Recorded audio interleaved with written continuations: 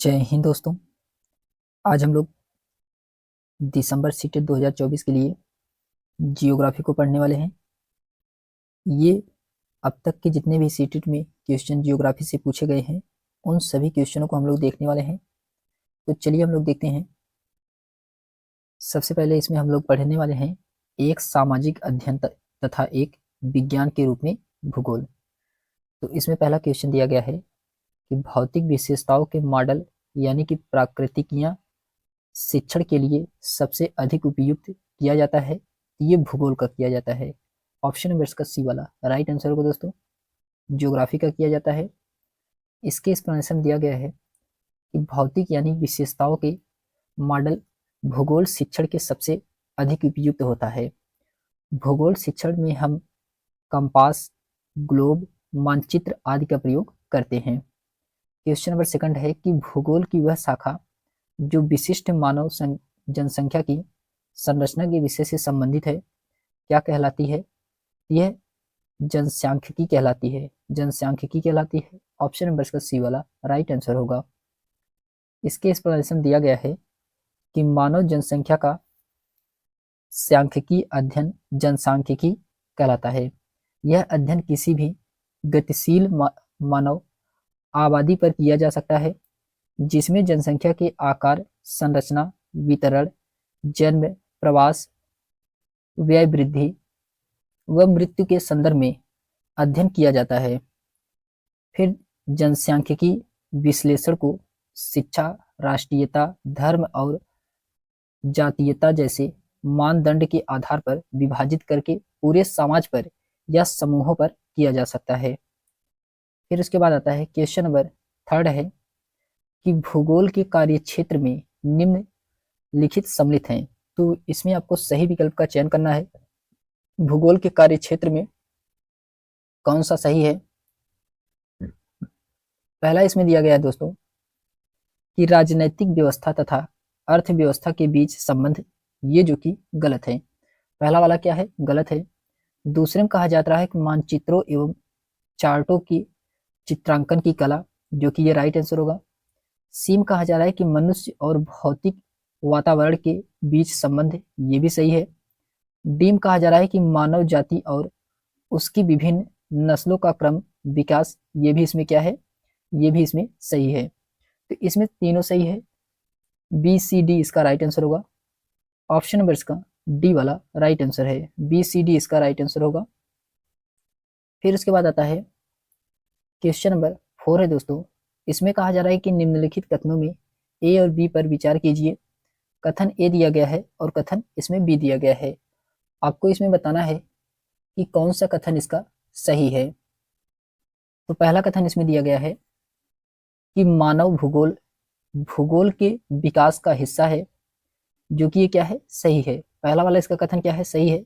मानव भूगोल भूगोल के विषय का हिस्सा है, पहला सही है। दूसरे में कहा जा रहा है कि मानव भूगोल मानव जाति के विकास, उसकी विभिन्न नस्लों एवं मानव का वातावरण से अनुकूलन शामिल करता है, ये क्या है? ये गलत है। कथन बी गलत है, जबकि कथन ए क्या है? इसका राइट है। इसका राइट आंसर होगा ऑप्शन नंबर इसका डी वाला सही है। ए सही है परंतु बी क्या है? गलत है। इसके एक्सप्लेनेशन दिया गया है कि मानव भूगोल भूगोल की प्रमुख शाखा है जिसके अंतर्गत मानव की उत्पत्ति से लेकर वर्तमान समय तक उसके पर्यावरण के साथ संबंधों का अध्ययन किया जाता है। मानव भूगोल पृथ्वी की सतहों तथा मानव समुदायों के बीच संबंधों का संश्लेषित अध्ययन है। यह तीन संगठनों से निकटतम रूप से जुड़ा है।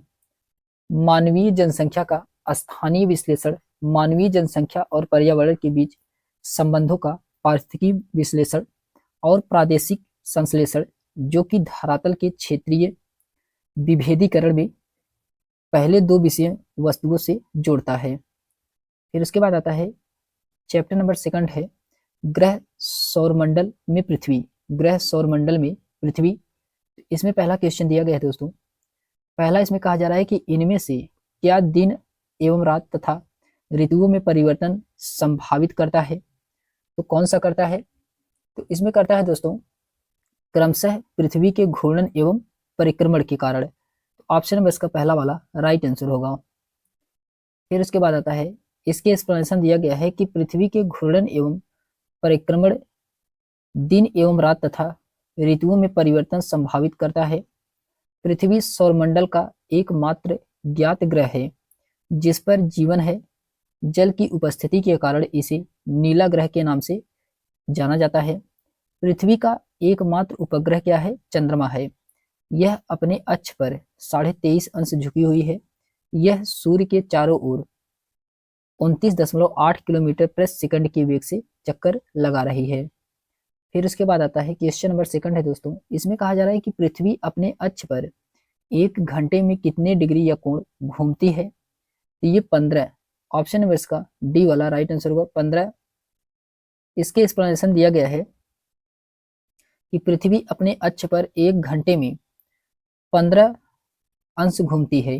पृथ्वी अपने अक्ष पर पश्चिम से पूर्व की ओर घूमने में 24 घंटे का समय लेती है, जिसे भ्रमण, परिभ्रमण या घूर्णन कहते हैं। पृथ्वी एक घूर्णन में 360 अंश का कोण बनाती है। पृथ्वी 24 घंटे समय लेती है एक घूर्णन या 360 अंश का कोण बनाने में। तो इसमें दिया गया है कि पृथ्वी जो 1 घंटे में कोण कितना बनाएगी, तो 360/24 घंटे में बराबर कितना होगा? तो ये 15 अंश होगा। 15 अंश बनाती है कितने में? 1 घंटे में। 1 घंटे में 15 अंश बनाती है। क्वेश्चन नंबर थर्ड है कि पृथ्वी पर दिनों एवं रातों के बारे में दिए गए कथनों में कौन सा इसमें सही है? तो आपको बताना है इसमें से कौन सा कथन सही है। इसमें पहला दिया गया है कि पृथ्वी के परिक्रमण के कारण पृथ्वी पर दिन रात बनते हैं। ये क्या है? ये इसका गलत है दोस्तों, पहला वाला इसका गलत है। दूसरे में कहा जा रहा है पृथ्वी के घूर्णन के कारण पृथ्वी पर दिन रात बनते हैं, ये सही है, बी वाला सही है। तीसरे में कहा जा रहा है कि उत्तरी गोलार्ध में 21 जून को सबसे लंबा दिन और सबसे छोटी रात होती है, ये सही है। इसका बी और सी सही है, जबकि ये क्या है? इसका गलत है। ऑप्शन नंबर इसका बी वाला राइट आंसर होगा। केवल इसमें क्या है? बी और सी इसका राइट आंसर होगा। फिर इसके बाद आता है, इसके एक्सप्लेनेशन दिया गया है कि पृथ्वी पर दिन एवं रातों के बारे में दिए गए कथनों में से सही कथन पृथ्वी के घूर्णन के कारण पृथ्वी पर दिन और रात बनते हैं और उत्तरी गोलार्ध पर 21 को सबसे लंबा और सबसे छोटी रात होती है। फिर पृथ्वी को एक घूर्णन यानी कि 24 घंटे में पूर्ण होता है, जिसे पृथ्वी की दैनिक गति भी कहा जाता है। यह दैनिक गति दिन और रात घटित होने के लिए जिम्मेदार होती है। पृथ्वी को प्रकाश व उष्मा की प्राप्ति सूर्य से होती है और घूर्णन करती हुई पृथ्वी प्रत्येक भाग में एक निश्चित अवधि के लिए सूर्य का प्रकाश पहुंचता है। फिर उसके बाद आता है क्वेश्चन नंबर 4 है कि चंद्रमा के बारे में निम्न कथन को पढ़िए और आपको इसमें कौन सा विकल्प सही है उसके बारे में बताना है। तो चंद्रमा के बारे में बताना है। पहला दिया गया है कि पृथ्वी से हमें चंद्रमा का केवल एक ही भाग दिखाई पड़ता है, जो कि पहला वाला इसका क्या है? राइट है। दूसरे में कहा जा रहा है कि चंद्रमा को अपने अक्ष पर घूमने तथा पृथ्वी के चारों ओर चक्कर लगाने में लगभग एक जैसा समय लगता है। ये भी क्या है? ये भी इसमें सही है। ए और बी इसमें दोनों सही है। इसका राइट आंसर होगा ऑप्शन नंबर इसका ए वाला सही है। ए और बी इसमें दोनों सही है और ए की सही व्याख्या भी कर रहा है। फिर उसके बाद आता है, इसके एक्सप्लेनेशन दिया गया है कि पृथ्वी से चंद्रमा का केवल एक ही भाग दिखाई देता है। चंद्रमा को अपने अक्ष पर घूमने और पृथ्वी का चक्कर लगाने में लगभग एक ही समय लगता है। फिर उसके बाद आता है क्वेश्चन नंबर 5 है कि पृथ्वी पर दिन रात बनने की समझ हेतु निम्न में से कौन सी अवधारणा आवश्यक है? तो आपको बताना है इसमें से कौन सी अवधारणा आवश्यक है। यह है दोस्तों घूर्णन। घूर्णन ऑप्शन नंबर इसका बी वाला राइट आंसर होगा। घूर्णन इसका राइट आंसर है। इसमें दिया गया है कि पृथ्वी पर दिन रात बनते की समझ हेतु घूर्णन की अवधारणा आवश्यक समझती जाती है। पृथ्वी का घूर्णन 24 घंटे में पूर्ण होता है, जिसे पृथ्वी की दैनिक गति भी कहते हैं। यह दैनिक गति दिन व रात के घटित होने के लिए जिम्मेदार होती है। पृथ्वी को प्रकाश व ऊष्मा की प्राप्ति सूर्य से होती है, अतः घूर्णन करती हुई पृथ्वी के प्रत्येक भाग में एक निश्चित अवधि के लिए सूर्य का प्रकाश पहुंचता है। पृथ्वी की गति दो प्रकार की होती है, पहली घूर्णन है, दूसरी क्या है, परिक्रमण है। घूर्णन किसे कहते हैं, तो घूर्णन जो कि पृथ्वी का अपने अक्ष पर घूमना ही क्या कहलाता है, घूर्णन कहलाता है। और परिक्रमण कहलाता है कि सूर्य के चारों ओर एक स्थिर कक्षा में पृथ्वी की गति को परिक्रमण कहते हैं। फिर उसके बाद आता है क्वेश्चन नंबर 6 है कि पृथ्वी के क्रोड की सबसे आंतरिक परत बनी हुई है, ये किसकी बनी हुई है, ये निकिल व लोहे से बनी हुई है, निकिल व लोहे से बनी हुई है। ऑप्शन नंबर इसका सी वाला राइट आंसर होगा। इसके एक्सप्लेनेशन दिया गया है कि पृथ्वी के क्रोड की सबसे आंतरिक परत निकेल व लोहे से बनी हुई है। पृथ्वी की सतह की सबसे ऊपरी परत को भूप्रपटी कहते हैं। यह सबसे पतली परत होती है। यह मुख्य रूप से सिलिका एवं एल्यूमिना जैसे खनिजों से बनी है, इसीलिए इसे सियाल कहा जाता है। परपटी के ठीक नीचे मेंटल होता है जो कि 2900 किलोमीटर की गहराई तक फैला होता है। पृथ्वी के सबसे आंतरिक परत को क्या कहते हैं, क्रोड कहा जाता है, जिसकी त्रिज्या लगभग 3500 किलोमीटर है। पृथ्वी के केंद्रीय क्रोड का तापमान एवं दाब काफी उच्च होता है। फिर इसमें दिया गया है कि नोट में दिया गया है कि पृथ्वी के आयतन का केवल 1% ही हिस्सा प्रपटी है, 84% मेंटल और 15% क्रोड होता है। फिर इसके बाद क्वेश्चन नंबर 7 है कि निम्न ग्रहों में से कौन सा ग्रह अपने विशिष्ट लक्षणों से सुमेलित है। तो अपने विशिष्ट लक्षणों से इसमें बताना है कौन सा सुमेलित है। क्वेश्चन नंबर 7 में इसमें राइट आंसर क्या होगा, तो इसमें दिया गया है बृहस्पति बाह्य ग्रह है, बृहस्पति बाह्य ग्रह, जो कि ये सही है। फिर उसके बाद आता है इसमें दिया गया है कि पृथ्वी नीला ग्रह कहा जाता है, तो ये भी सही है। शुक्र चट्टानों से बना है, तो ये भी क्या है, ये भी इसमें सही है। इसमें तीनों सही है, तो ऑप्शन नंबर इसका डी वाला राइट आंसर होगा। ए बी सी इसमें तीनों सही हैं। फिर उसके बाद आता है इसके एक्सप्लेनेशन दिया गया है कि बृहस्पति बाह्य ग्रह है, पृथ्वी नीला ग्रह है, शुक्र चट्टानों से बना हुआ है, मंगल ये लाल ग्रह है, अरुण ये लेटा हुआ ग्रह है। फिर क्वेश्चन नंबर 8 है कि आसमान में विभिन्न खगोलीय पिंडों के विषय में दिए गए कथनों में से कौन सा कथन इसमें सही है। तो इसमें दो कथन दिए गए हैं, आपको बताना है इसमें से कौन सा कथन सही है क्वेश्चन नंबर 8 में। तो पहला इसमें दिया गया है कि हम रात में आकाश में असंख्य टिमटिमाते तारों की गर्मी और प्रकाश अनुभव नहीं करते क्योंकि वे बहुत दूर हैं। ये क्या है, ये सही दोस्तों, पहला वाला इसका सही है। बी में कहा जा रहा है कि अर्सा मेजर नक्षत्र मंडल 7 तारों का समूह है जिसे सप्तऋषि भी कहा जाता है। ये भी क्या है, ये भी सही, इसमें इसे सप्तऋषि कहा जाता है। फिर उसके बाद आता है सी वाले में कहा जा रहा है कि ध्रुव तारा अपना स्थान बदलता रहता है। ये भी क्या है, ये भी इसमें, ये ध्रुव तारा अपना स्थान बदलता है, ये गलत है दोस्तों, ध्रुव तारा अपना स्थान बदलता नहीं है। डी में कहा जा रहा है कि चंद्रमा अलग अलग समय पर अलग अलग आकार में विभिन्न अवस्थिति में दिखता है। ये क्या है, डी वाला सही है इसका। तो ए बी और डी इसका राइट आंसर होगा। ऑप्शन नंबर इसका बी ए वाला राइट आंसर है। ए बी और डी इसका राइट आंसर होगा, जबकि इसमें सी वाला क्या है, गलत है। फिर उसके बाद आता है इसके एक्सप्लेनेशन दिया गया है कि खगोलीय पिंड या खगोलीय वस्तु ऐसी वस्तु को कहा जाता है जो ब्रह्मांड में प्राकृतिक रूप से पाई जाती है, जिसमें तारे, ग्रह, प्राकृतिक ग्रह, गैलेक्सी, उल्कापिंड, ब्लैक होल, पल्सर आदि आते हैं। हम रात में आकाश में असंख्य टिमटिमाते तारों की गर्मी और प्रकाश अनुभव नहीं करते हैं क्योंकि वे बहुत दूर होते हैं।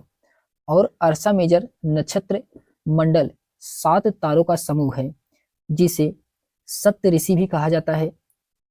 चंद्रमा अलग अलग समय पर अलग अलग आकार में विभिन्न अवस्थिति में दिखता है। ध्रुव तारा तारामंडल का सबसे रोशन तारा है। ध्रुव तारा पृथ्वी के लगभग 434 प्रकाश वर्ष की दूरी पर है, जो कि ये ध्रुव तारा अपना स्थान बदलता नहीं है। फिर उसके बाद आता है क्वेश्चन नंबर 9 है कि निम्नलिखित कथनों में ए और बी को पढ़िए और उपयुक्त विकल्प का इसमें चयन करना है। क्वेश्चन नंबर 9 में कौन सा इसमें सही है। तो इसमें पहला दिया गया है कि पृथ्वी मध्य में थोड़ी चपटी तथा ध्रुवों पर उभरी हुई है। ये क्या है, पहला वाला इसका कथन गलत है दोस्तों। बी वाले में कहा जा रहा है कि पृथ्वी ध्रुवों पर थोड़ी चपटी तथा मध्य में उभरी हुई है, ये सही दोस्तों। ए वाला इसका गलत है, बी वाला इसका राइट है। तो इसका राइट आंसर क्या होगा, ऑप्शन नंबर इसका डी वाला सही है। ए गलत है लेकिन बी क्या है, सही है। फिर उसके बाद आता है इसके एक्सप्लेनेशन दिया गया है कि हमारी पृथ्वी गोलाकार नहीं है, यह उत्तर और दक्षिणी ध्रुवों पर थोड़ी चपटी है तथा मध्य में थोड़ी उभरी हुई है। ग्लोब पृथ्वी का लघु रूप में एक वास्तविक प्रतिरूप है। ग्लोब विभिन्न प्रकार के होते हैं। बड़े ग्लोब जो आसानी से एक साथ से दूसरे स्थान पर नहीं ले जा सकते, पॉकेट में रखने योग्य छोटे ग्लोब तथा गुब्बारे जैसे ग्लोब जिनमें हवा पानी भरी जा सकती है एवं आसानी से एक स्थान से दूसरे स्थान ले जा सकते हैं। ग्लोब पर देशों, महाद्वीपों तथा महासागरों उनके सही आकार में दिखाया गया है। फिर उसके बाद आता है क्वेश्चन नंबर 10 है कि निम्न कथनों पर विचार कीजिए और इसमें सही विकल्प का चयन करना है। कौन सा इसमें विकल्प सही है। कथन ए दिया गया है और कथन इसका बी दिया गया है। तो इसमें कहा जा रहा है, पहले कथन में कहा जा रहा है कि जिस मैदान पर हम खड़े हैं उसमें धीरे धीरे गति हो रही है। ये क्या है, ये सही है। पहला वाला इसका कथन क्या है, पहला वाला सही है। दूसरे में कहा जा रहा है कि पृथ्वी के अंदर होने वाली इस लगातार गति के लिए आंतरिक व बाह्य प्रतिक्रियाएं उत्तरदायी हैं। ये भी क्या है, ये भी इसका सही है। ए और बी इसका सही है, दोनों सही है और इसका सही एक्सप्लेनेशन भी कर रहा है। तो ऑप्शन नंबर इसका ए वाला राइट आंसर होगा। ए और बी दोनों सही हैं और बी सही व्याख्या एक ही कर रहा है। फिर उसके बाद आता है इसमें दिया गया है कि जिस मैदान पर हम खड़े हैं उसमें धीरे धीरे गति हो रही है। इसका आशय यह है कि पृथ्वी के अंदर होने वाली इस लगातार गति के लिए आंतरिक व बाह्य प्रक्रियाएं उत्तरदायी हैं। पृथ्वी सूर्य से दूरी के हिसाब से यह तीसरा ग्रह है और आकार में यह पांचवा सबसे बड़ा ग्रह है। यह ध्रुवों के पास थोड़ी चपटी है। यही कारण है कि इसके आकार को भू आभा के नाम से भी जाना जाता है। फिर उसके बाद आता है क्वेश्चन नंबर 11 है कि निम्नलिखित कथनों को पढ़िए और उपयुक्त विकल्प का चयन करिए। आपको इसमें उपयुक्त विकल्प का चयन करना है, कौन सा विकल्प सही है। तो पहला दिया गया है कि आर्यभट्ट ने लिखा कि दिन और रात पृथ्वी अपनी धुरी पर चक्कर काटने की वजह से होती है। ये सही है पहला वाला। बी में कहा जा रहा है कि आर्यभट्ट ने ग्रह के बारे में वैज्ञानिक तर्क दिए। तो ये भी क्या है, ये भी सही। इसमें ए और बी इसमें दोनों सही है। ऑप्शन नंबर इसका ए वाला राइट आंसर होगा।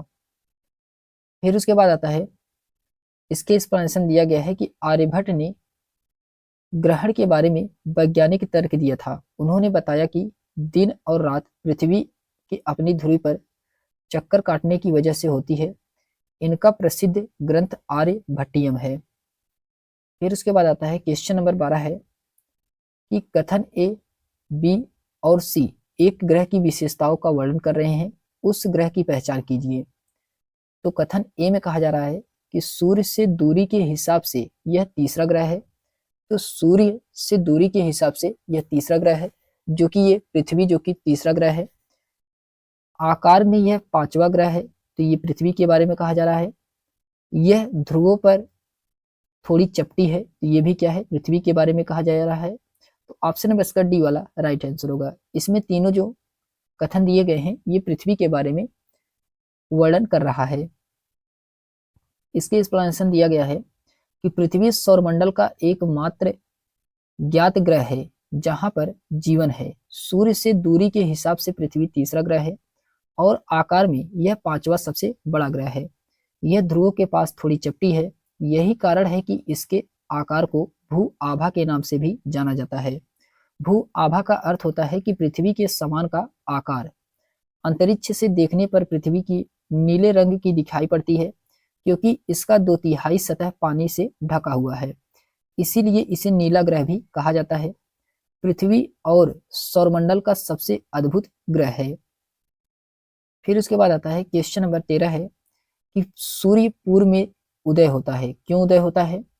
क्योंकि पृथ्वी पश्चिम से पूर्व की ओर चक्कर लगाती है। ऑप्शन नंबर इसका बी वाला राइट आंसर होगा।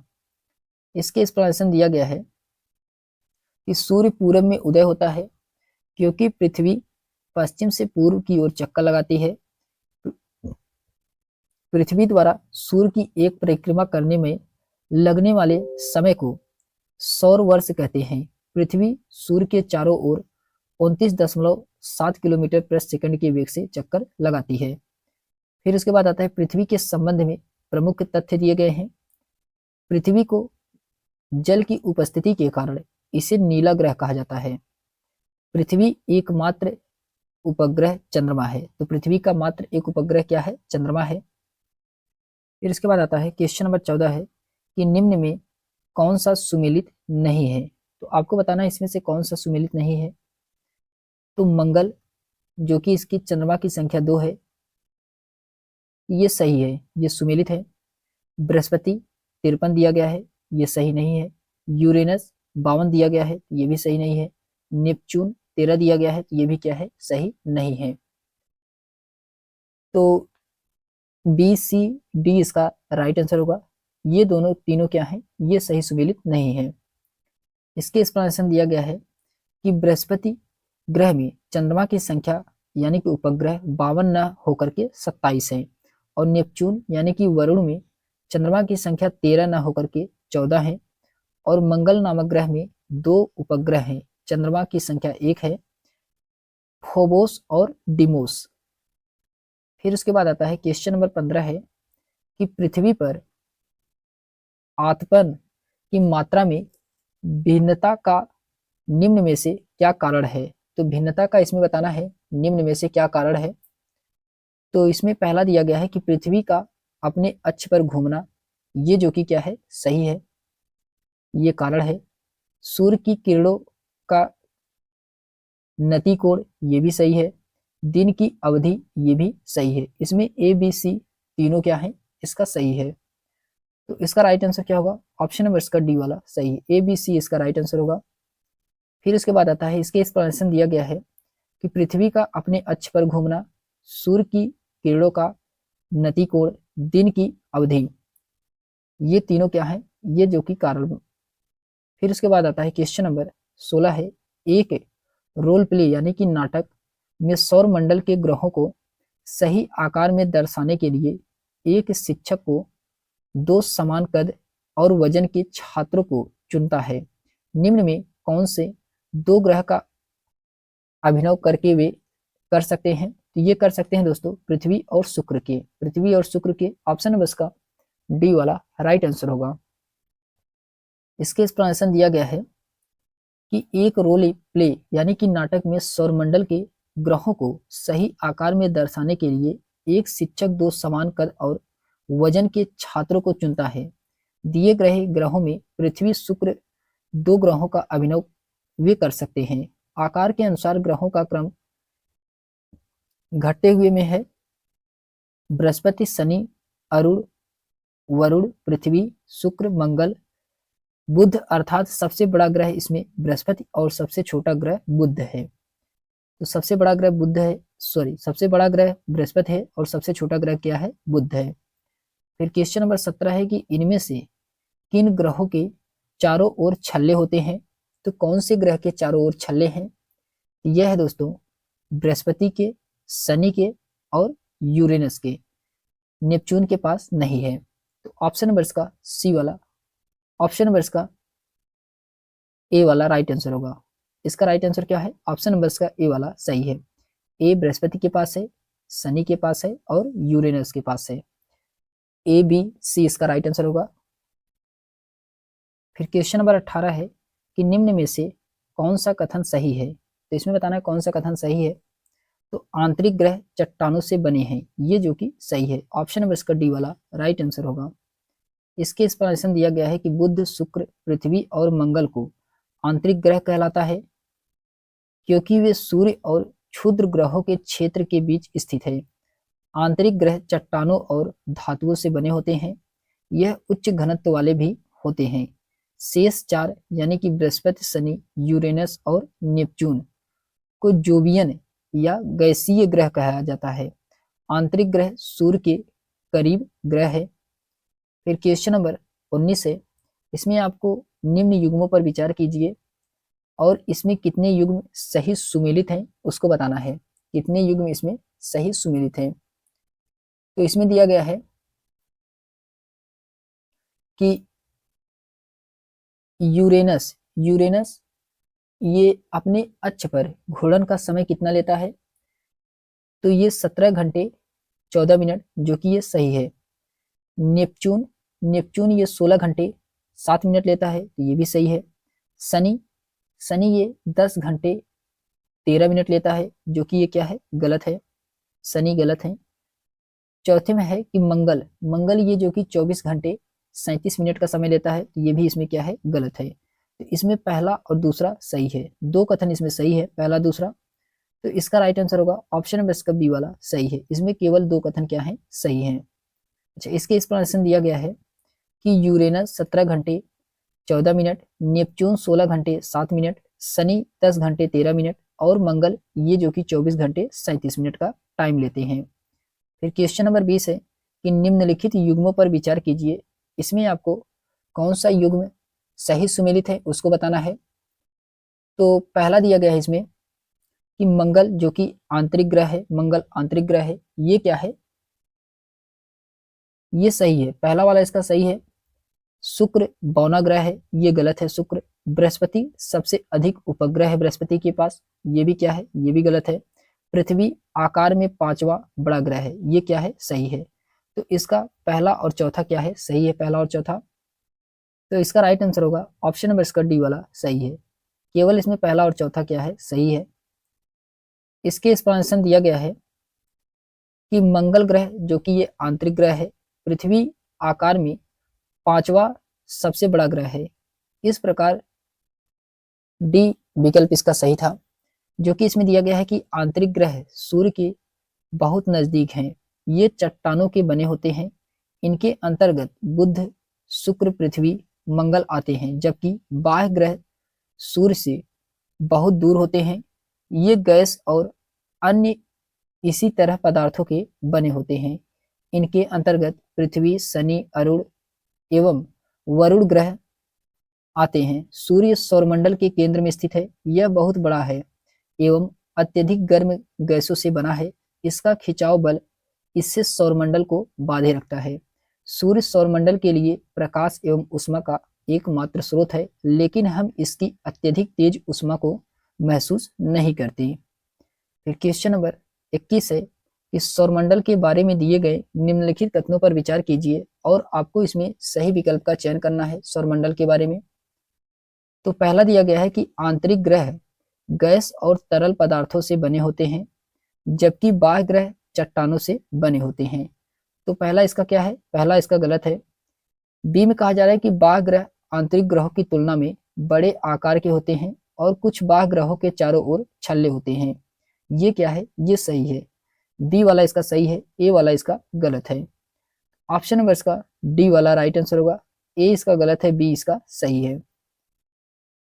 इसके एक्सप्लेनेशन दिया गया है कि आंतरिक ग्रह में कौन कौन आते हैं, तो बुध आता है, शुक्र, मंगल और पृथ्वी आते हैं, ये जो कि चट्टानों से बने होते हैं, जबकि बाह्य ग्रह गैसों से बने होते हैं।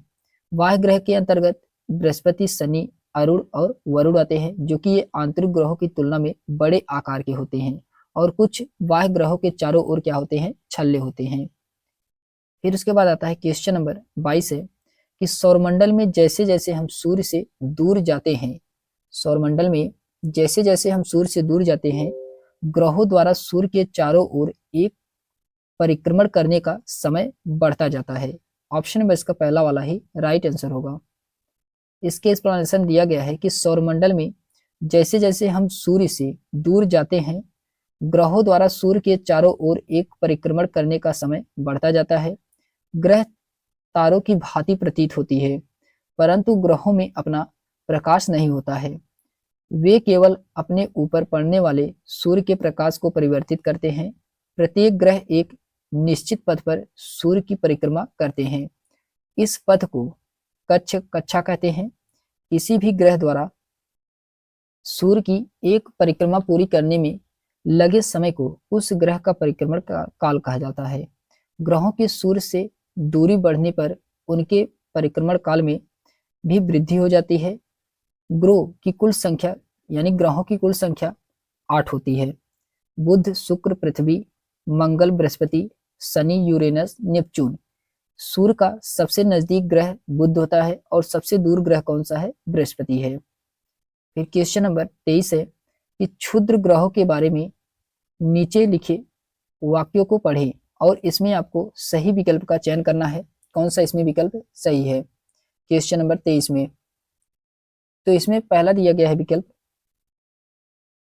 कि ये सूर्य की परिक्रमा लगाते हैं, जो कि सही है। क्षुद्र ग्रह क्या होते हैं? तो सूर्य की परिक्रमा लगाते हैं, सही है। कभी कभार वे पृथ्वी के नजदीक आ जाते हैं और इस पर गिर जाते हैं, ये गलत है। बी वाला इसका क्या है? बी वाला इसका गलत है। सीम कहा जा रहा है कि ये मंगल ग्रह व बृहस्पति ग्रहों की कक्षाओं के बीच में पाए जाते हैं, ये भी क्या है? ये सही है। ए और इसका सी सही है, ए सी सही है। ऑप्शन नंबर इसका सी वाला राइट आंसर होगा। ए और सी इसका क्या है? सही है। इसके एक्सप्लेनेशन दिया गया है कि मंगल एवं बृहस्पति ग्रहों की कक्षाओं के बीच कुछ छोटे छोटे आकाशीय पिंड हैं जो सूर्य की परिक्रमा कर रहे हैं, उसे क्षुद्र ग्रह कहते हैं। वैज्ञानिकों का मानना है कि क्षुद्र ग्रह एक ग्रह के हिस्से हैं जो कई वर्ष पहले टूटे थे। ये धातुओं और चट्टानों से बने होते हैं। इनमें कार्बनिक यौगिक होती है। 4 सबसे बड़े क्षुद्र ग्रह है। इसमें है सेरेस, वेस्टा, प्लस और हाइजिया, ये जो कि 4 सबसे बड़े क्षुद्र ग्रह हैं। फिर उसके बाद क्वेश्चन नंबर 24 है कि निम्नलिखित कथन पढ़ें और सही विकल्प का चयन करिए। अभिकथन ए दिया गया है और कारण इसमें आर दिया गया है। इसमें दिया गया है अभिकथन ए में कि पृथ्वी सौरमंडल में एक अद्भुत ग्रह है। तो पृथ्वी सौरमंडल में एक अद्भुत ग्रह है, पहला वाला इसका क्या है? सही है। कारण आर में कहा जा रहा है कि पृथ्वी पर पानी और हवा उपस्थित है जो जीवन की उपस्थिति में सहायक है, ये भी क्या है? ये भी सही। इसमें अभिकथन भी इसका सही है और कारण भी इसका सही है इसमें, और सही इसका एक्सप्लेनेशन भी कर रहा है। ऑप्शन नंबर इसका ए वाला राइट आंसर होगा। फिर उसके बाद आता है इसके एक्सप्लेनेशन दिया गया है कि पृथ्वी न तो अधिक गर्म है और ना ही अधिक ठंडी है। यहाँ पानी एवं वायु उपस्थित है जो हमारे जीवन के लिए आवश्यक है। वायु में जीवन के लिए आवश्यक है ऑक्सीजन, कार्बन डाइऑक्साइड, नाइट्रोजन आदि उपस्थित हैं। पृथ्वी को नीला ग्रह की संज्ञा भी प्रदान की जाती है क्योंकि इसके 2/3 भाग में पानी है। इन्हीं कारणों से पृथ्वी सौरमंडल का सबसे अद्भुत ग्रह माना जाता है। फिर उसके बाद आता है क्वेश्चन नंबर 25 है कि भूकंप की तीव्रता रिएक्टर स्केल पर मापी जाती है। रिएक्टर मापने पर कौन सा मान या उससे अधिक वस्तुओं के गिरने से क्षति पहुंच सकता है? तो कौन सी वस्तुओं का? इसका राइट आंसर होगा 5। ऑप्शन नंबर इसका बी वाला राइट आंसर होगा। 5 की तीव्रता पर इसके एक्सप्लेनेशन दिया गया है कि रिएक्टर स्केल भूकंप की तरंगों की तीव्रता मापने का गणितीय पैमाना है। रिएक्टर पैमाना का विकास 1930 के दशक में किया गया था। रिएक्टर पैमाने पर 5.0 से 5.9 के मध्य द्वारा वर्णित करते हैं। इससे छोटे क्षेत्रों में बनी कच्ची इमारतों का क्षति संभव है, पक्की इमारतों में हल्की क्षति संभव है और अधिक वस्तुओं के गिरने से क्षति पहुंच सकता है, जबकि 4.0 से 4.9 तक हल्के होते हैं। इससे घरेलू वस्तुओं का कंपन या का पाने शोर कुछ क्षति पहुंच सकता है। फिर उसके बाद आता है क्वेश्चन नंबर 26 है कि तारों के बारे में दिए गए निम्न कथन ए और बी को पढ़िए और नीचे दिए गए विकल्पों में से सही उत्तर का चयन करना है। कथन ए दिया गया है और कथन बी दिया गया है इसमें, तो इसमें आपको बताना है कौन सा सही है। तो पहला इसमें कथन दिया गया है कि सूर्य एक तारा है, जो कि क्या है? सही है। सूर्य एक तारा है, पहला वाला इसका सही है। बी में कहा जा रहा है कि रात के समय चमकते हुए अनगिनत तारे सूर्य के समान ही हैं। तो ये भी क्या है, ये भी सही दोस्तों। इसमें दोनों कथन क्या है, सही है। इसका राइट आंसर होगा ऑप्शन नंबर इसका सी वाला सही है। ए और बी इसमें क्या है, दोनों सही है। इसके एक्सप्लेनेशन दिया गया है कि सूर्य एक तारा है, रात के समय चमकते हुए अनगिनत तारे सूर्य के समान ही दिखाई देते हैं, लेकिन हमसे बहुत दूर होने के कारण हम लोग उनकी उष्मा या प्रकाश को महसूस नहीं करते हैं तथा वे अत्यंत छोटे दिखाई पड़ते हैं। इस प्रकार तारे के बारे में दिए गए प्रश्न में इससे क्या है, सही है। फिर क्वेश्चन नंबर 27 है कि नीचे दिए गए दो कथन है, ए और बी को पढ़िए और इसमें सही उत्तर का चयन करना है। तो इसमें दिया गया है, पहला है कि पृथ्वी का खिंचाव बल और सौरमंडल को बांधते रखा है, जो कि ये क्या है, गलत है दोस्तों। दूसरा है कि बाह्य ग्रह सूर्य से बहुत दूर है तथा चट्टानों से बने होते हैं, ये भी क्या है, ये भी इसमें क्या है, गलत है। इसमें बी और ए दोनों क्या है, दोनों गलत है। इसका राइट आंसर क्या होगा, ऑप्शन नंबर इसका डी वाला राइट आंसर होगा इसका। ए और बी दोनों इसमें क्या है, गलत है।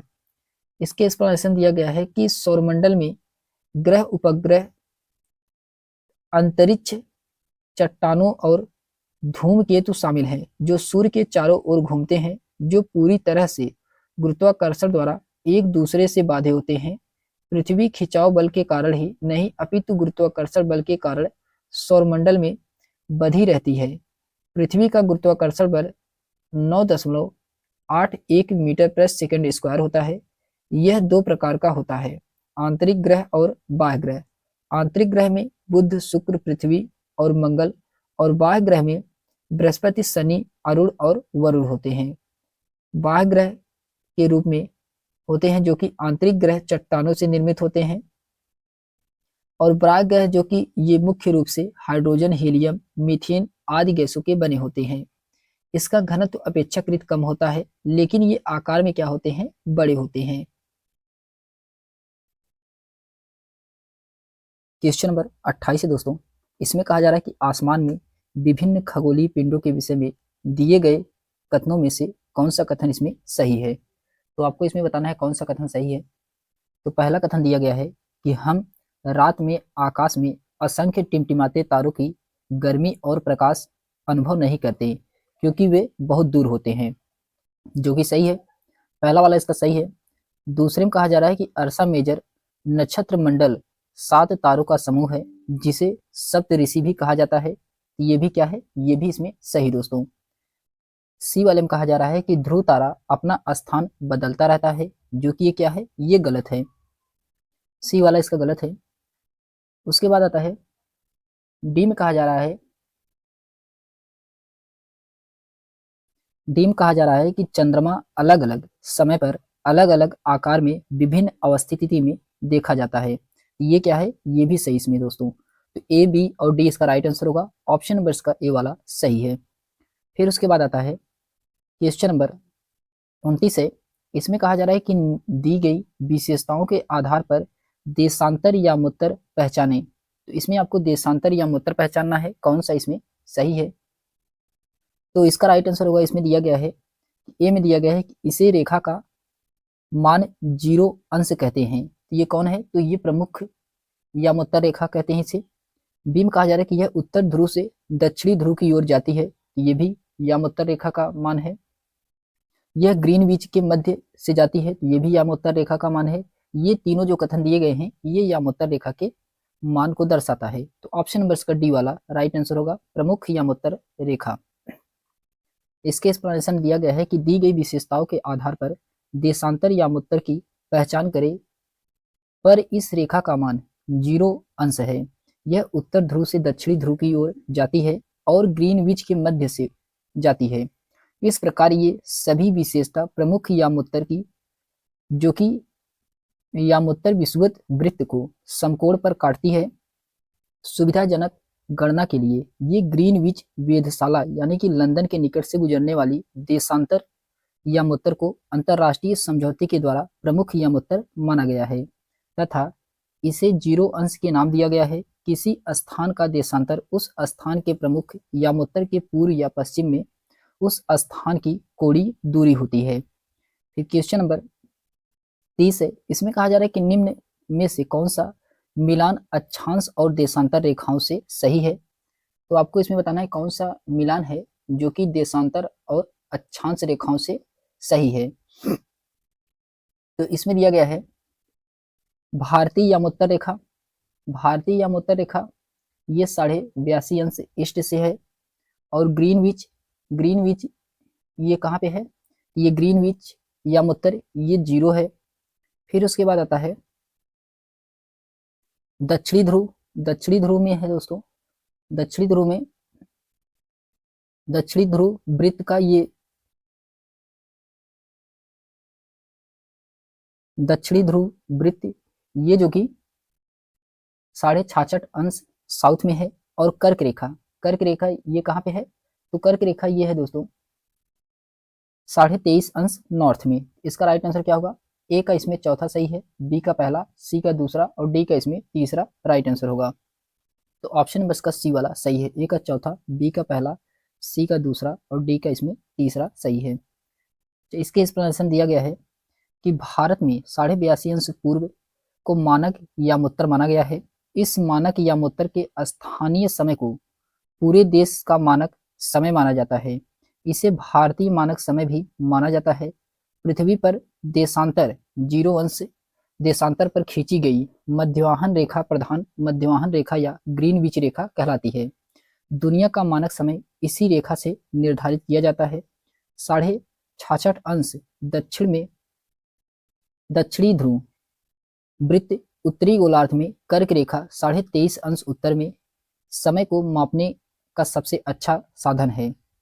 क्या है? तो पृथ्वी, चंद्रमा एवं ग्रहों की गति है। सूर्योदय एवं सूर्यास्त प्रतिदिन होता है। स्वाभाविक ही है कि पूरे विश्व में समय निर्धारण का सबसे अच्छा साधन है। फिर उसके बाद आता है क्वेश्चन नंबर 31 है कि दी गई विशेषताओं के आधार पर खगोलीय पिंडों को प्रकार को पहचाने। तो इसमें खगोलीय पिंडों के पहचान को प्रकार को पहचानना है। तो इसमें दिया गया है, पहला इसमें दिया गया है कि वे गैसों द्वारा बने हुए हैं। वे क्या हैं? वे गैसों द्वारा बने हुए हैं। ये तारे के बारे में कहा जा रहा है। उनकी अपनी रोशनी और गर्मी होती है, ये भी तारे के बारे में कहा जा रहा है। वे बड़े और गर्म होते हैं, तो ये भी क्या है? तारे के बारे में कहा जा रहा है। तो ऑप्शन नंबर इसका बी वाला राइट आंसर होगा। इसके एक्सप्लेनेशन दिया गया है कि कुछ खगोलीय पिंड गैस द्वारा बने होते हैं तथा कुछ बड़े आकार वाले गर्म होते हैं। उनके पास अपनी ऊष्मा तथा प्रकाश होती है जिसे वे बहुत बड़ी मात्रा में उत्सर्जित करते हैं। इन खगोलीय पिंडों को तारा कहते हैं। इस प्रकार ये सारी विशेषताएं खगोलीय पिंड तारा के बारे में बताई गई है।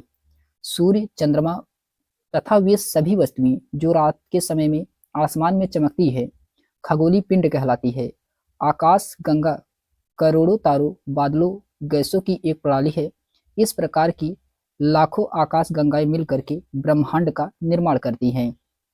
कुछ खगोलीय पिंड अपना प्रकाश एवं ऊष्मा नहीं होती है, वे तारे के प्रकाश से ही प्रकाशित होते हैं। ऐसे पिंड ग्रह कहलाते हैं।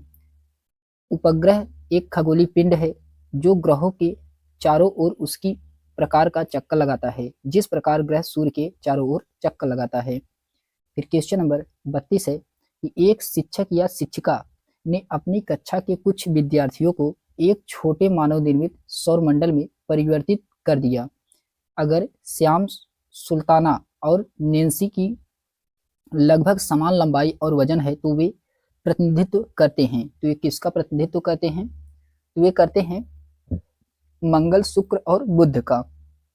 मंगल, शुक्र और बुध का करते हैं। तो इसमें दिया गया है ऑप्शन नंबर इसका पहला वाला सही है, मंगल, शुक्र और बुध का प्रतिनिधित्व करते हैं।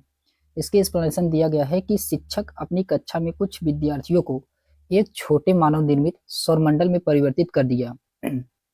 अगर श्याम, सुल्ताना और नैन्सी की लगभग समान लंबाई और वजन है तो वे मंगल, शुक्र, बुध का प्रतिनिधित्व करते हैं। पृथ्वी की तरह मंगल भी एक स्थलीय धरातल वाला ग्रह है जिसकी सतह देखने पर चंद्रमा के गर्त और पृथ्वी की ज्वालामुखियों, घाटियों, रेगिस्तानों और बर्फीली चोटियों की याद दिलाती है।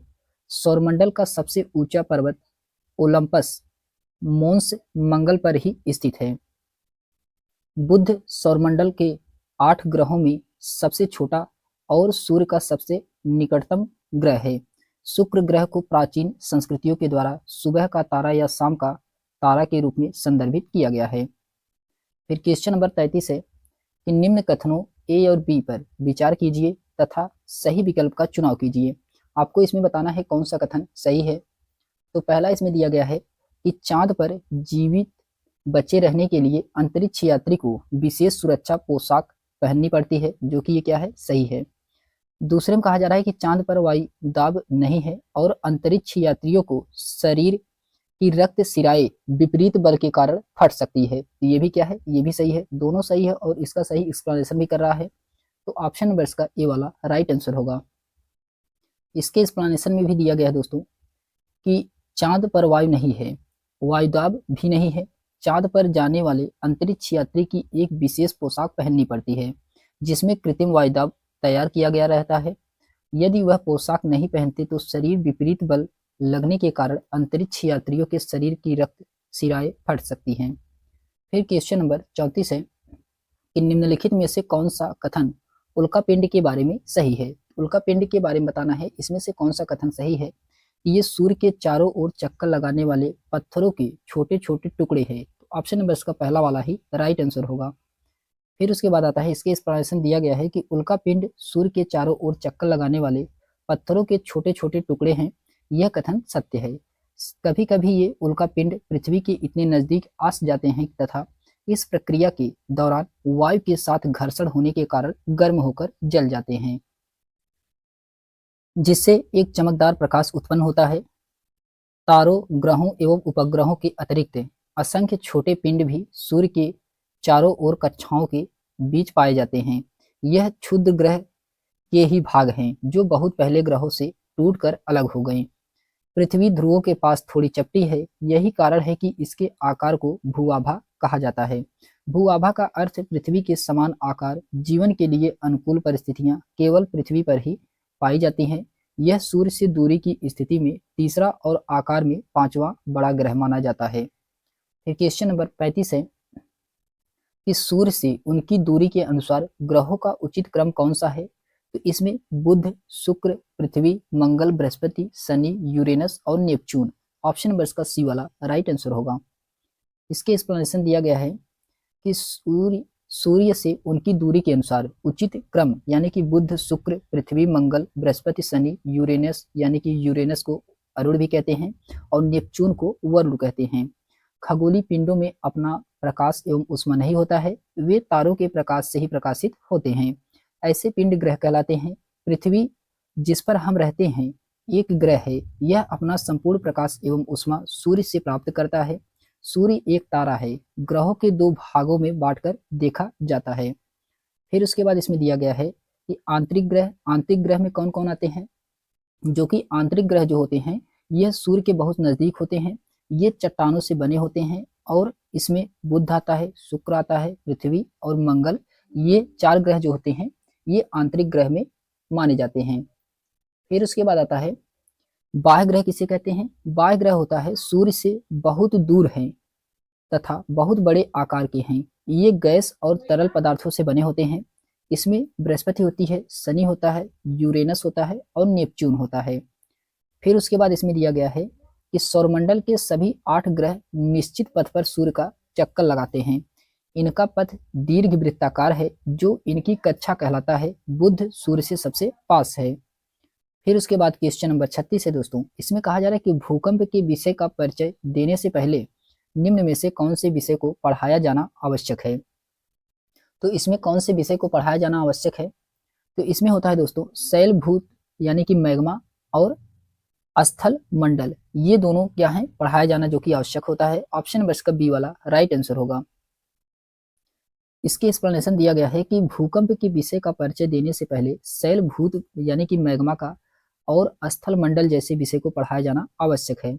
भूकंप संबंधित जानकारी देने से पहले शिक्षक को एक ऐसा प्रोफार्मा तैयार करे जिससे छात्र उनके बारे में कुछ न कुछ समझ विकसित हो जाए। जैसे मैग्मा क्या है, स्थल मंडल क्या है, क्या ये सभी विषय भूकंप से संबंधित हैं। ऐसे विषयों को शामिल करना चाहिए जो भूकंप पृथ्वी की आंतरिक परतों का संपूर्ण चित्र प्रस्तुत करता है। साधारण भाषा में भूकंप का अर्थ होता है कि पृथ्वी का कंपन। यह एक प्राकृतिक घटना है। द्रवित मैग्मा ठंडा होकर ठोस हो जाता है। इस प्रकार बने शैल आग्नेय शैल कहलाते हैं।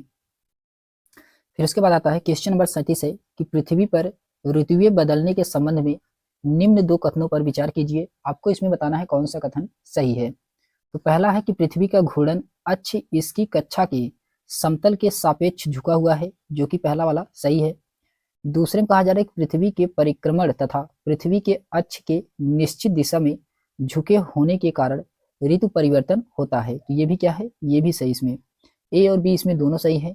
ऑप्शन नंबर इसका सी वाला राइट आंसर होगा। ए और बी इसमें दोनों सही हैं। इसके एक्सप्लेनेशन दिया गया है कि पृथ्वी का घूर्णन अक्ष इसकी कक्षा के समतल के सापेक्ष झुका हुआ है और पृथ्वी के परिक्रमण तथा पृथ्वी के अक्ष के निश्चित दिशा में झुके होने के कारण ऋतु परिवर्तन होता है। अपने अक्ष पर झुकी हुई पृथ्वी जब सूर्य की परिक्रमा करती है तो एक ही स्थान पर अलग अलग समय में सूर्य की किरणों का झुकाव अलग अलग होता है। विभिन्न झुकाव के कारण सूर्य की किरणें के ताप का वितरण बदलता रहता है। इसी वितरण के कारण समय के साथ उसे स्थान पर गर्मी अथवा सर्दी। क्वेश्चन नंबर 38 है कि सही मिलान कीजिए। आपको इसमें ए और बी दिया गया है। इसमें पहला दिया गया है कि पृथ्वी का अपने अक्ष पर घूमना, ये क्या कहलाता है? ये कहलाता है दोस्तों घूर्णन। घूर्णन कहलाता है। तीसरा सही है। सूर्य के चारों ओर एक स्थिर कक्षा में पृथ्वी का घूमना, ये क्या कहलाता है? परिक्रमण कहलाता है। पहला सही है। फिर उसके बाद आता है ग्लोब पर दिन व रात का विभाजन। ग्लोब पर दिन व रात का विभाजन, ये क्या कहलाता है? ये कहलाता है दोस्तों प्रदीप्त वृत्त। चौथा सही इसका। और पृथ्वी पर बराबर रात और दिन होने का समय क्या कहलाता है? तो ये विषुवत कहलाता है। दूसरा सही है। तो इसका राइट आंसर होगा ए का तीसरा सही है, बी का पहला है, सी का इसमें चौथा है और डी का इसमें दूसरा सही है। ऑप्शन नंबर इसका बी वाला राइट आंसर होगा। ऑप्शन नंबर इसका बी वाला राइट आंसर होगा। फिर उसके बाद आता है, अच्छा इसके एक्सप्लेनेशन दिया गया है कि पृथ्वी की गति दो प्रकार की है, घूर्णन एवं परिक्रमण। पृथ्वी का अपने अक्ष पर घूमना घूर्णन कहलाता है और सूर्य के चारों ओर एक स्थिर कक्षा में पृथ्वी की गति परिक्रमण कहलाती है। ग्लोब पर वह वृत्त जो दिन तथा रात को विभाजित करता है उसे प्रदीप्त कहते हैं। 21 मार्च एवं 23 सितंबर को सूर्य की किरणें विषुवत वृत्त पर सीधी पड़ती है तथा इस अवस्था में कोई भी ध्रुव सूर्य की ओर झुका नहीं होता है। इसीलिए पूरी पृथ्वी पर रात एवं दिन बराबर होता है। इसे विषुव कहा जाता है। फिर उसके बाद क्वेश्चन नंबर 39 है कि निम्नलिखित कथनों में ए बी सी पर विचार कीजिए तथा सही विकल्प का इसमें चयन करना है। कौन सा विकल्प इसमें सही है? तो इसमें दिया गया है, पहला है इसमें कि पृथ्वी का गुरुत्वाकर्षण बल अपने चारों ओर के वायुमंडल को थामे रखता है, जो कि ये सही है। वायुमंडल में केवल कई प्रकार की गैसें पाई जाती हैं, ये गलत है। बी वाला इसका क्या है? गलत है। फिर सी में कहा जा रहा है कि जैवमंडल पृथ्वी का एक संकीर्ण क्षेत्र है जहां केवल स्थल और वायु परस्पर मिलते हैं, तो ये भी क्या है? ये भी इसमें गलत है। तो ऑप्शन नंबर इसका केवल पहला वाला ही सही है। फिर उसके बाद आता है क्वेश्चन नंबर 40 है। इसमें कहा जा रहा है कि निम्नलिखित कथनों पे ऋतुओं में परिवर्तन के व्याख्यान के लिए इसमें कौन सा कथन सही है? क्वेश्चन नंबर 40 में तो पहला इसमें दिया गया है कि ऋतुओं में परिवर्तन पृथ्वी के चारों ओर सूर्य की स्थिति में परिवर्तन के कारण होते हैं, जो कि ये क्या है? ये गलत है। बी में कहा जा रहा है जब उत्तरी गोलार्ध सूर्य की तरफ झुका होता है तब कर्क रेखा वाले क्षेत्रों में उष्मा अधिक प्राप्त होती है और गर्मी के मौसम का अनुभव होता है, ये क्या है? ये सही है। बी वाला इसका सही है, ए वाला जबकि इसमें क्या है? गलत है। तो ऑप्शन नंबर इसका बी वाला राइट आंसर होगा। इसके एक्सप्लेनेशन दिया गया है कि ऋतु परिवर्तन का कारण पृथ्वी द्वारा सूर्य के चारों ओर परिक्रमण और पृथ्वी का अक्षीय झुकाव है, अर्थात सूर्य के सापेक्ष पृथ्वी की स्थिति में परिवर्तन है। पृथ्वी 23.5 डिग्री के कोण पर झुकी हुई है। इस झुकाव के कारण ऋतुओं में निरंतर परिवर्तन होता रहता है। जब उत्तरी गोलार्ध सूर्य की तरफ झुका होता है तब कर्क रेखा वाले क्षेत्र उष्मा अधिक होती है और जब गर्मी के मौसम का अनुभव होता है। फिर क्वेश्चन नंबर 41 है कि असंख्य छोटे पिंड जो सूर्य का चक्कर लगाते हैं तथा मंगल व बृहस्पति ग्रह के कक्षाओं के बीच पाए जाते हैं, वे क्षुद्र ग्रह कहलाते हैं। ऑप्शन नंबर इसका डी वाला राइट आंसर होगा। इसके एक्सप्लेनेशन दिया गया है कि असंख्य छोटे पिंड जो सूर्य का चक्कर लगाते हैं तथा मंगल व बृहस्पति की कक्षाओं के बीच पाए जाते हैं, क्षुद्र ग्रह कहलाते हैं। ये ग्रहों के छोटे किंतु उल्कापिंड से बड़े होते हैं। क्षुद्र ग्रह सूर्य के चारों तरफ अन्य ग्रहों के समान ही दीर्घ वृत्ताकार कक्षा में पश्चिम से पूर्व की ओर दिशा में परिक्रमण करते हैं। सोरेंस सबसे बड़ा एवं सर्वाधिक चमकीला क्षुद्र ग्रह है। फिर क्वेश्चन नंबर 42 है कि यदि ग्रीनविच में दोपहर 12 बजे हैं तो दोपहर में 12 बजे हैं तो 30 अंश पूर्व में क्या समय होगा? तो 30 अंश पूर्व में बताना है क्या समय होगा। तो उस समय 2 बजे होंगे। 2 बजे मध्याह्न। ऑप्शन नंबर इसका सी वाला राइट आंसर होगा। फिर क्वेश्चन नंबर 43 है कि कथन पढ़कर सही विकल्प का इसमें चयन करना है। अभिकथन ए दिया गया है और कारण आर दिया गया है। इसमें बताना है कौन सा विकल्प सही है। अभिकथन में कहा जा रहा है कि बुध अपनी कक्षा में एक चक्कर पूरा करने में 88 दिन लगाता है क्योंकि यह सूर्य के सबसे समीप है। ये सही है। कारण आर में कहा जा रहा है कि सौरमंडल के सभी 8 ग्रह सूर्य के चारों ओर अपने निश्चित दीर्घ वृत्ताकार पथ पर चलते हैं, इसे कक्षा कहते हैं। तो ये भी क्या है? ये भी सही है। अभिकथन भी सही है और कारण भी सही है और इसका सही एक्सप्लेनेशन भी कर रहा है। ऑप्शन नंबर इसका ए वाला राइट आंसर होगा। फिर उसके बाद आता है क्वेश्चन नंबर 44 है। इसमें कहा जा रहा है कि निम्नलिखित कथन ए बी सी को पढ़िए तथा उन कथनों को चयन कीजिए जो अंतर्जनित बलों के कार्य हैं। आपको इसमें सही विकल्प का चयन करना है, कौन सा इसमें सही है। तो इसमें दिया गया है, पहला है कि आज सुबह 6 बजे अफगानिस्तान में भूकंप आया। ये क्या है? सही है। पहला वाला इसका क्या है? सही है। बी में कहा जा रहा है कि माउंट फ्यूजी लावा फेंके जा रहे हैं। तो ये भी क्या है? सही है। हिमनद हिमोद यानी कि मोरेन ने जर्मेट पर निक्षेपों के निशान छोड़े हैं। ये क्या है? ये गलत है। तो ए और बी इसका सही है। ए और बी सही है, सी जबकि इसका क्या है? गलत है। ऑप्शन नंबर इसका ए वाला राइट आंसर होगा। इसके एक्सप्लेनेशन दिया गया है कि आज सुबह 6 बजे अफगानिस्तान में भूकंप आया और माउंट फ्यूजी लावा फेंके जा रहे हैं। ये दोनों क्रियाएं अंतर्जनित बल के कारण हो रही हैं। जो बल पृथ्वी के आंतरिक भाग में घटित होते हैं अंतर्जनित बल कहलाते हैं। अंतर्जनित बलों के कारण भ्रंशन, वलन, भूकंप इत्यादि क्रियाएं होती हैं। जो बल पृथ्वी के सतह पर उत्पन्न होती हैं जिन्हें बहिर्जनित बल कहलाते हैं। बहिर्जनित बल क्या कहते हैं? इसे बहिर्जनित बल कहते हैं। तो हम लोगों ने दोस्तों आज के लिए बस इतना ही हम लोग देखे हैं। इसके आगे हम लोग नेक्स्ट पार्ट में ग्लोब को देखेंगे।